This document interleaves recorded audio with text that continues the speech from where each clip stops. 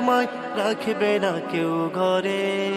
সেদিন আমায় যেতে হবে মাটির ওই কবরে, সেদিন আমায় যেতে হবে অন্ধকার কবরে। সকল পথকে তারা বন্ধ করে দেওয়ার জন্য হত্যা করা হয়েছিল। এরপরে যদি আমরা তাকাই, সাগর রুনি হত্যা, সেনা কর্মকর্তার হত্যার মূল খবর